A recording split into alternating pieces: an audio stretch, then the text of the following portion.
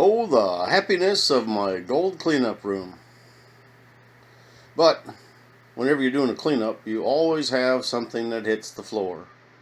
So today, we're actually going to come down to the floor, and that's the pile of garbage that I had on the floor, and we're going to pan it out to see just how much gold I've been stepping on. This will be fun. It worked out great in my truck. We'll see how it works in my cleanup room. Stay tuned.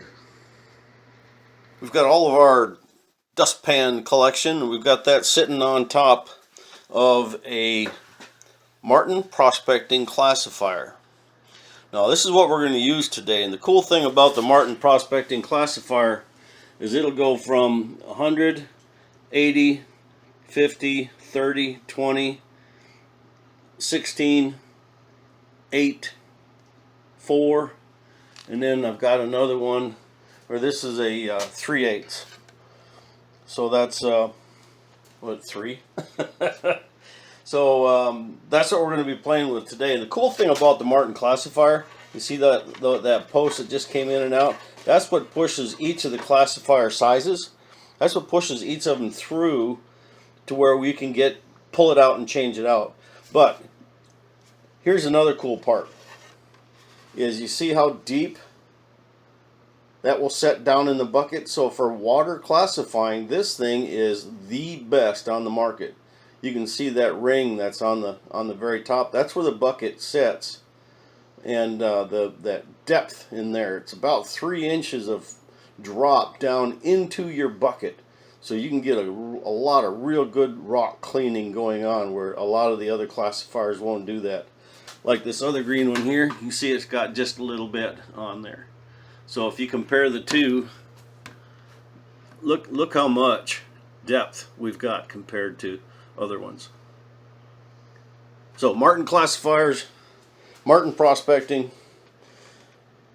they've done a good job on this. We're going to go ahead and classify all of our dirt that we've got right there down through all of the Martin classifiers, and going to make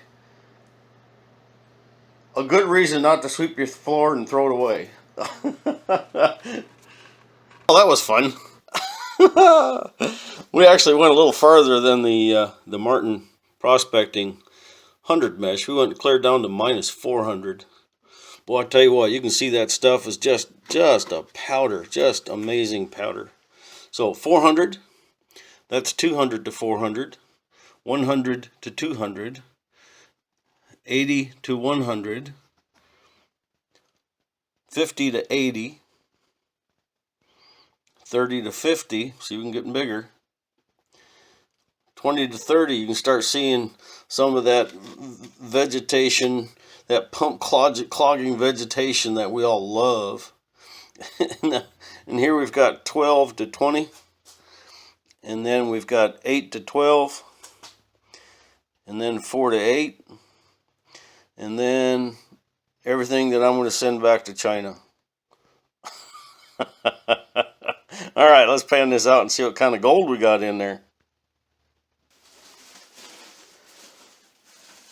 Well, here's all the finished products we've gone through, and we actually blew the vegetation and stuff out of it. We used air to blow it out, so it just flew out real easy. So then we didn't have as much vegetation to screw with once we got into panning them.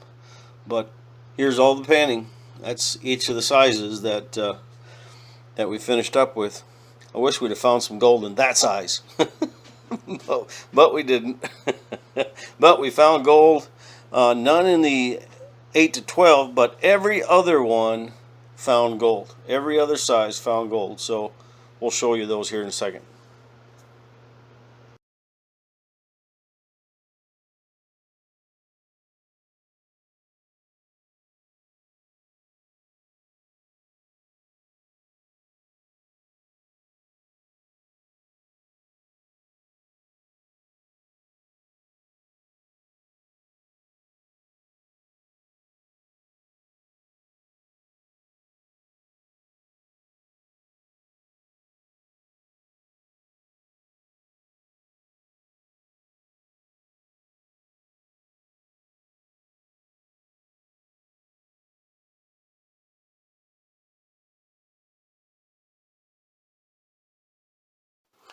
Well, this is a mess. This is all the 400 minus. And it's so small and so dry that it won't sink.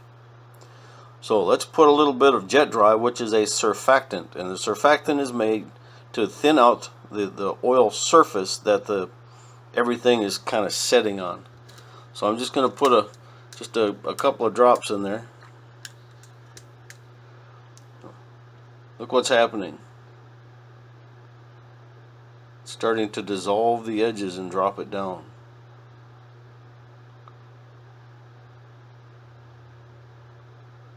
See it all moving and dropping? Yeah, isn't that cool? Anyway, I'm going to hurry it up and just push it around with my hands. But you can see what a surfactant will do. It'll make it to where even the smallest stuff is heavy enough to sink. So let's get that sunk and find our gold.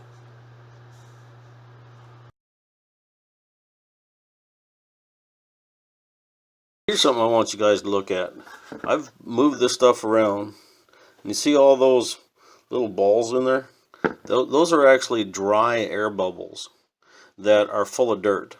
And if those are fed into a machine, whether it's a sluice or a gold cube or whatever, if they don't break apart by the time they make it to the bottom or out of your system, they're going to rob your gold. If there's any gold in there whatsoever, it's going to rob it. So they need to be killed. Kill the bubbles. All right, so those need to make sure they're completely popped and dissolved before you go any farther, so you won't be transferring gold out that you're not aware of.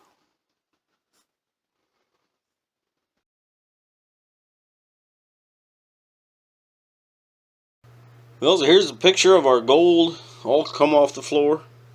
We got some of the nice bigger chunky pieces. You can see some real tiny 400 mesh down in there. Let's see if I can zoom in on it.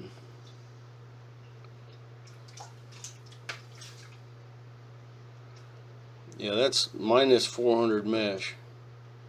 Itty bitty stuff. Of course, that makes makes them look huge.